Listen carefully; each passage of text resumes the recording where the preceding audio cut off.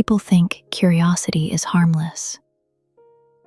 They talk about it like it's cute, like it's a small, safe thing. But curiosity is a doorway. And when you've spent your whole life locking doors, the urge to open even one feels like betrayal.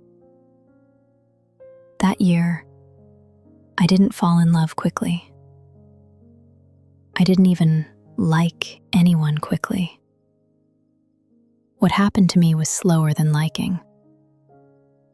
It was worse. I started paying attention.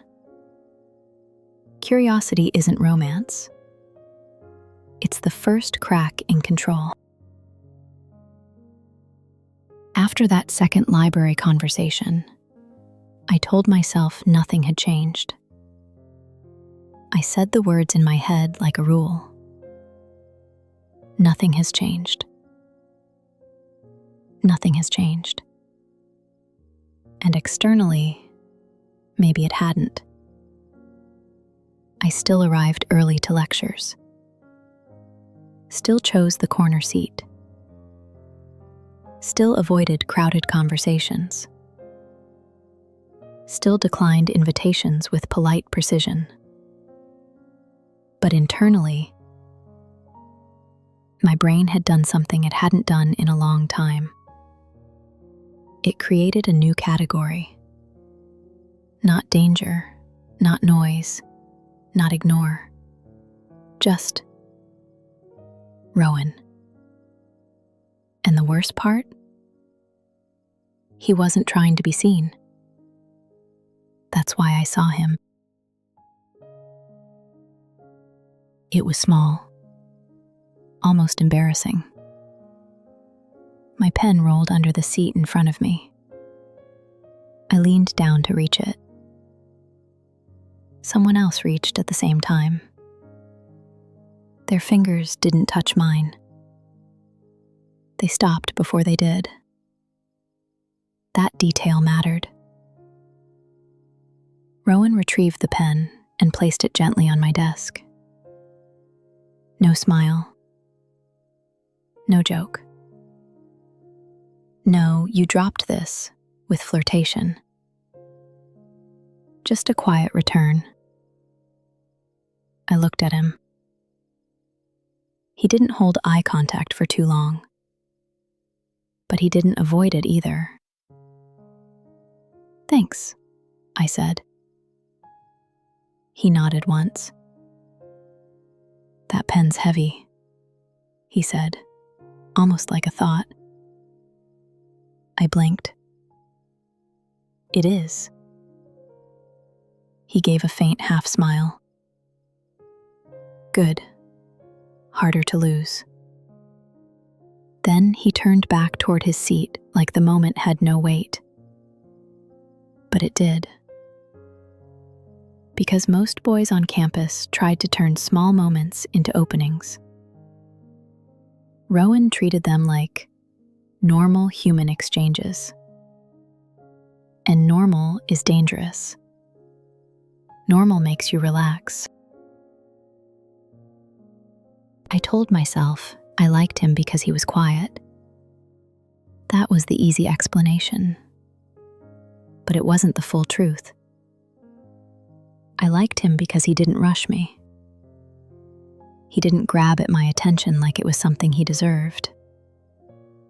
He didn't punish my neutrality with ego.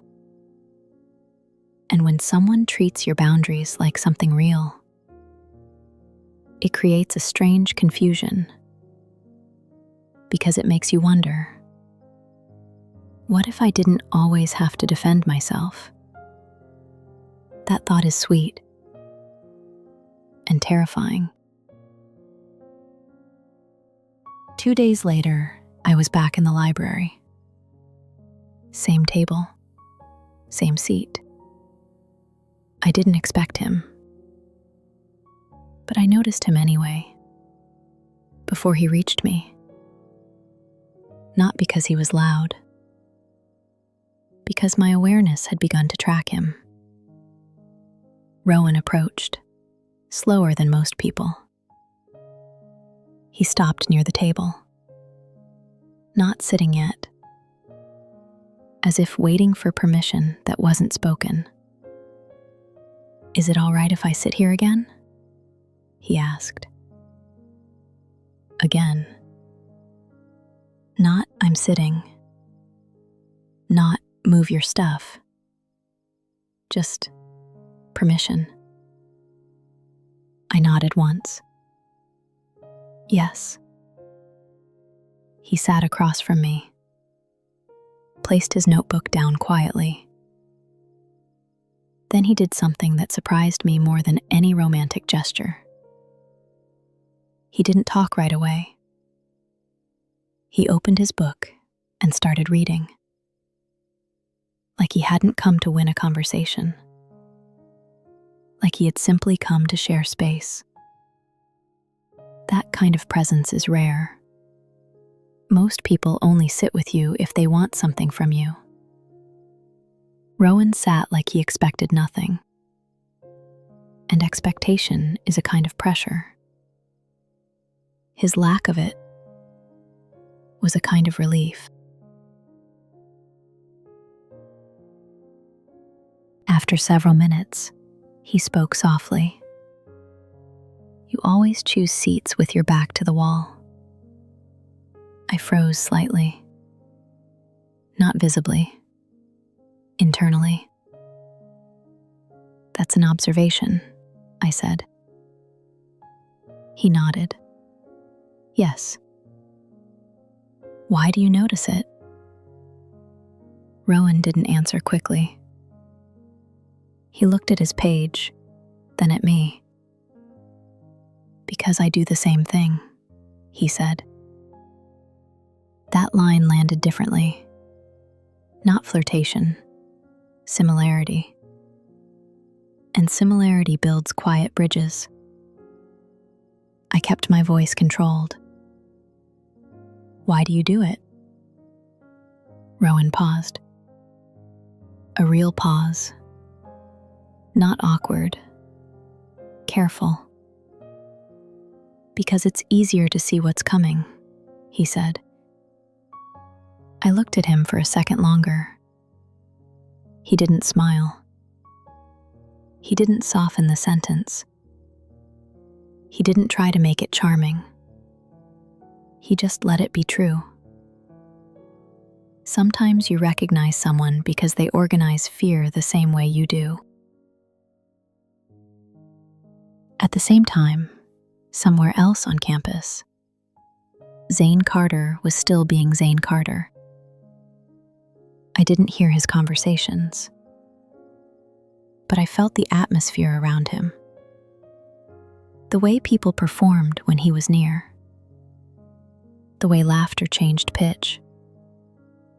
The way girls leaned in. And the way his friends treated my name like a challenge they hadn't finished. Because to a boy like Zane, being ignored isn't rejection. It's humiliation. And humiliation doesn't die quietly. It waits. And plans. That night, when I left the library, I didn't look back. Not because I didn't want to. Because looking back is an admission. And I didn't like admissions. But in my head, his words repeated anyway. It's easier to see what's coming. I didn't know what was coming. I only knew something was forming. Not love. Not yet. Something quieter. A thread. And threads don't feel dangerous until they tighten. There's a difference between conversation and connection. Conversations are easy. People have them all the time. But connection is quieter. It's built from small details. The way someone listens without interrupting. The way silence doesn't feel uncomfortable. The way you realize you've been talking longer than you meant to.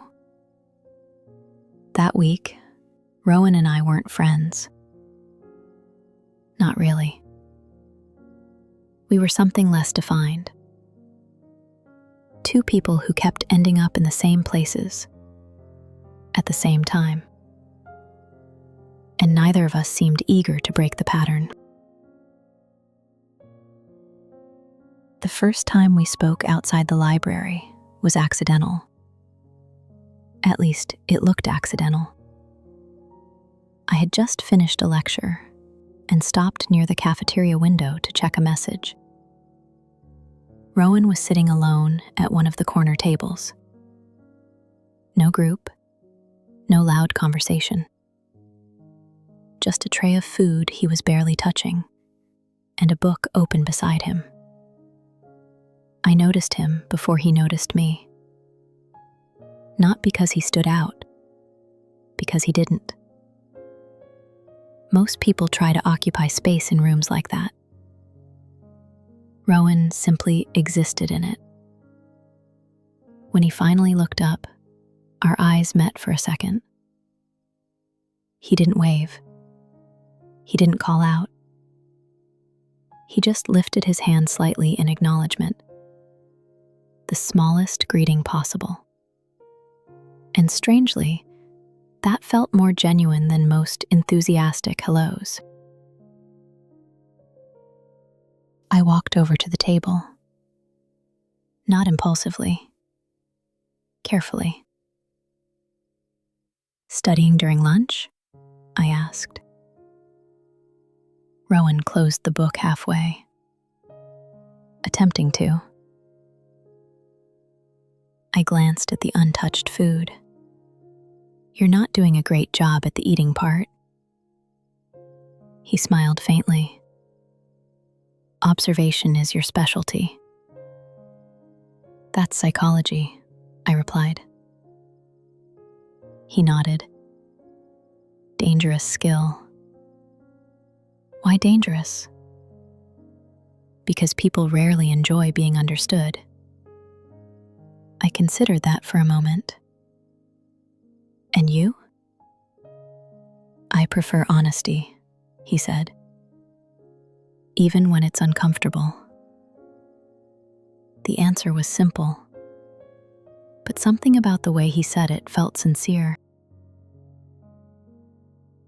Across the cafeteria, the rest of Rowan's friends had already noticed.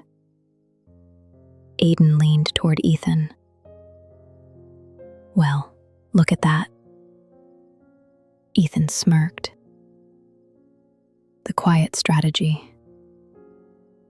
Maya frowned slightly. "This doesn't feel like a game anymore." Zane watched silently. No laughter. No teasing. Just focus. And that silence carried more weight than the jokes ever had. Because humiliation has a way of turning patience into calculation.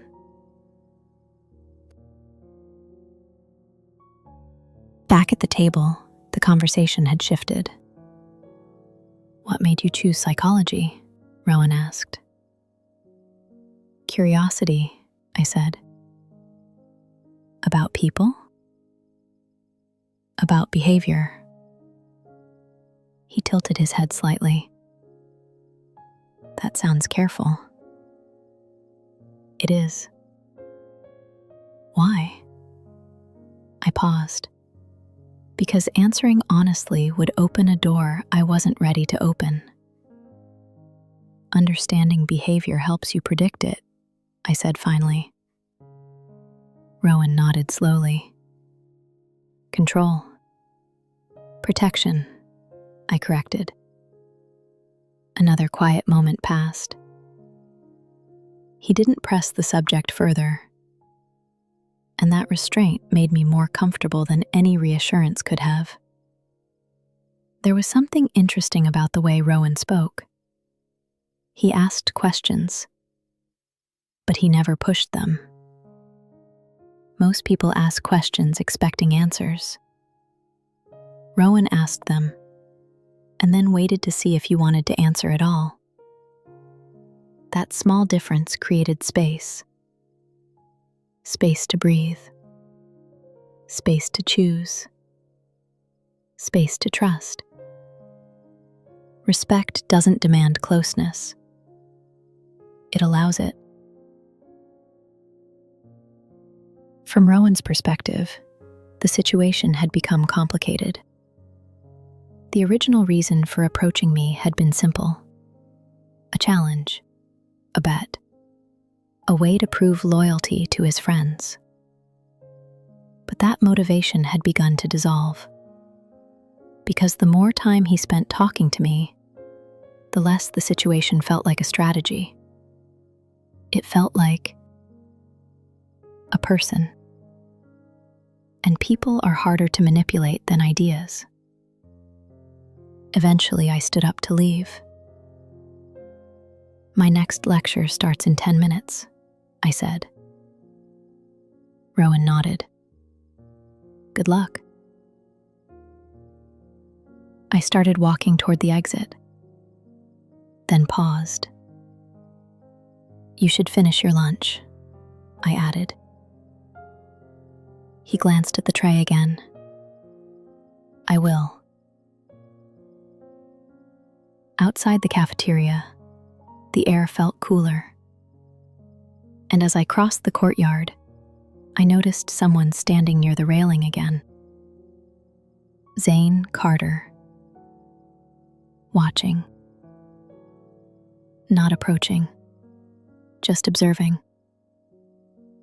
And something about that stillness made me uneasy. Because silence from someone like Zane doesn't mean he's forgotten. It means he's waiting.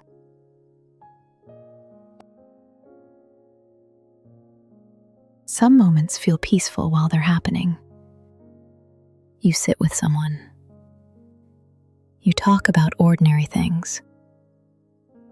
You leave feeling calm. But later, when you look back at those same moments, you realize something important. They weren't peaceful. They were fragile. Because somewhere outside that quiet space, forces were already moving. And those forces were not interested in peace. Rowan knew the situation couldn't stay quiet forever. The moment he approached the steps, Aiden leaned forward with a grin. Well, look who's back. Ethan smirked. How's the project going? Rowan sat down without reacting. Drop it. Aiden laughed. Relax. We're just curious. Zane remained silent, watching. That silence carried more weight than anything Aiden said. Because when Zane spoke, the conversation would stop being casual. Finally, he leaned back against the railing. You've been spending time with her, he said calmly. Rowan didn't answer. That wasn't the deal, Zane continued. Rowan's eyes lifted slowly.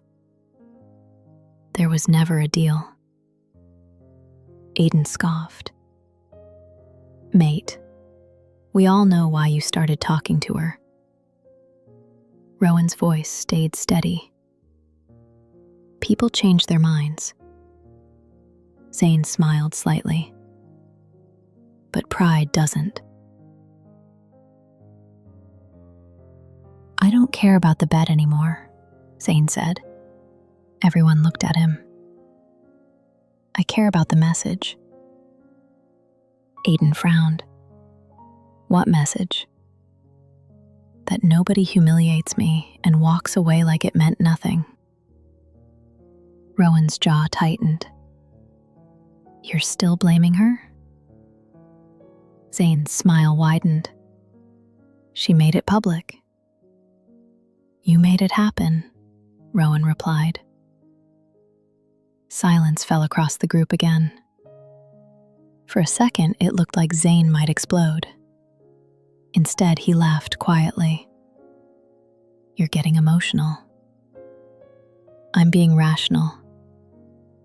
Zane leaned closer. If you're so rational, prove it. The pressure in the group shifted again. Aiden crossed his arms. Yeah, prove you're not on her side. Rowan stared at the ground for a moment. I'm not on anyone's side. That's not how this works, Ethan said. Zane's voice stayed calm. Simple question. Rowan looked up. Are you with us? It sounded like a small question, but it wasn't. Because loyalty in groups like that isn't measured by words. It's measured by actions. And Rowan knew exactly what Zane wanted. Instead of answering, Rowan stood up. Aiden blinked. Seriously? Rowan looked at them. If you want revenge, do it yourself. Zane's expression hardened slightly. You think walking away makes you better than us?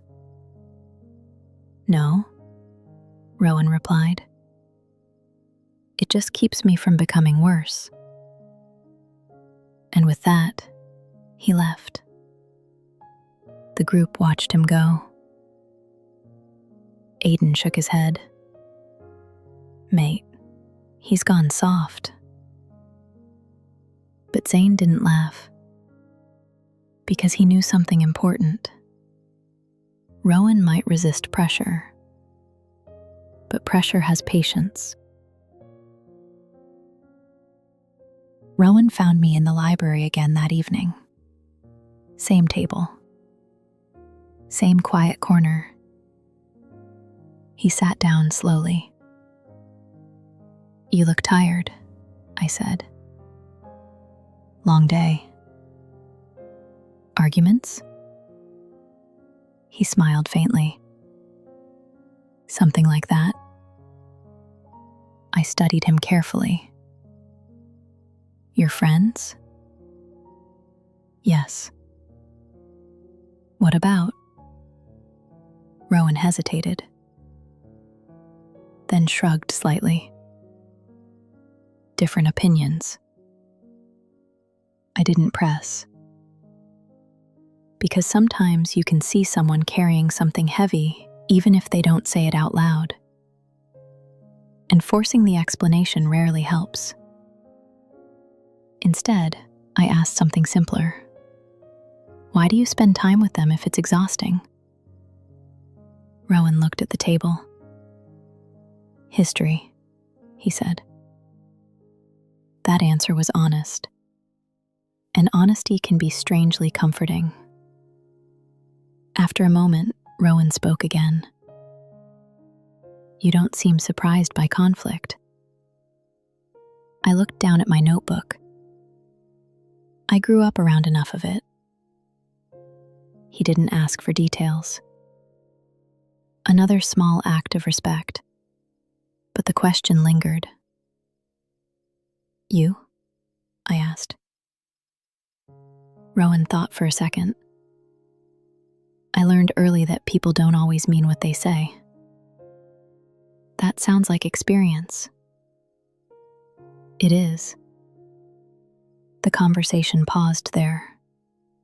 Neither of us needed to explain further. Some truths don't require full stories to be understood. Eventually, Rowan packed his bag. See you tomorrow? He said. The question was simple, but it carried an assumption. I considered it for a moment. Probably. He nodded and walked toward the library exit. Outside, the campus lights reflected off wet pavement again. From the upper balcony across the courtyard, Zane Carter watched Rowan leave the building. And the look in his eyes made one thing very clear. The game wasn't over. It had only changed shape. People think love begins with fireworks, big gestures, confessions, obvious moments. But the truth is quieter. Real connections usually begin with something smaller. A conversation that lasts longer than expected. A shared silence that doesn't feel awkward. Or sometimes, a laugh you didn't plan. That night, I didn't fall in love with Rowan, but I did something almost as dangerous. I started to relax around him, and relaxation is the first step toward trust. Rowan arrived later than usual that evening. I noticed the moment he walked in, not because he looked for me, because my attention had started tracking his presence automatically. He spotted me after a few seconds and walked over. "Am I interrupting?" he asked. "No." He sat down across from me. "Good," he said lightly. "Because I'm avoiding something." I raised an eyebrow. "What?" "A statistics assignment." "That sounds responsible." "It's not," he said. "It's procrastination with better lighting." The line caught me off guard. For the first time since meeting him, I laughed. Rowan looked mildly surprised. "Was that an actual laugh?" he asked. "Yes." "Good," he said. "I was starting to think you didn't have those." I tilted my head. "I have them. They're just rare." "That sounds exclusive," he said. "Maybe it is." He leaned back slightly in his chair. "Well, now I feel honored." "Don't," I replied. "You got lucky." The conversation continued like that. Light, unforced. For the first time since transferring to that university, I wasn't measuring every word I said. And that alone felt unusual. Eventually, Rowan closed his notebook. "You know something strange?" he said. "What?" "You're the only person on campus who doesn't try to impress anyone." "That's not strange," I replied. "It is here." I thought about that for a moment. "Most people are performing," he continued. "For attention? For approval? And you?" "I stopped performing a long time ago." His voice was calm, not bitter, just honest. I realized then that Rowan's quietness wasn't shyness. It was distance. The kind people build after learning something about the world they don't like. After that, the conversation paused. But it wasn't uncomfortable. We both returned to our books, occasionally exchanging small comments or quiet observations. Outside the library windows, rain started falling again. Soft, steady, the kind of rain London specializes in. Rowan glanced toward the window. "You like the rain?" he asked. "Yes." "Why?" "It's honest." He smiled faintly. "That's a new one." "It doesn't pretend to be anything else," I said. "Fair." The silence returned, but this time it felt almost peaceful. Across the courtyard, Zane Carter stood leaning against the balcony railing. From that distance, the library windows looked like small golden rectangles in the dark. And through one of them, he could see us. Not clearly, just enough to recognize the shapes. Two people sitting across a table, talking, laughing. Something tightened in his expression. Not jealousy, something colder. Control slipping away. And pride rarely accepts that quietly. Back inside the library, Rowan looked up from his book again. "You're different from what people say," he said. "What do they say?" "That you're impossible to reach." I considered the words. "Maybe I just choose carefully." "That sounds healthier than impossible." "Maybe." Another pause. Rowan watched me for a moment. Not intensely, just thoughtfully. And something about that look felt different. Because for the first time since he had started talking to me, he wasn't thinking about the bet anymore. He was simply curious. About me. Eventually, the library began closing. Students packed their bags. Lights dimmed slightly. Rowan stood up. "Walk you to the exit?" he asked. "That's unnecessary." "I know. But I'm going that way anyway." We walked toward the doors together. Outside, the rain had slowed to a mist. Streetlights reflected across the pavement. For a moment, we both paused near the steps. "Good night, Rowan," I said. "Good night, Aria."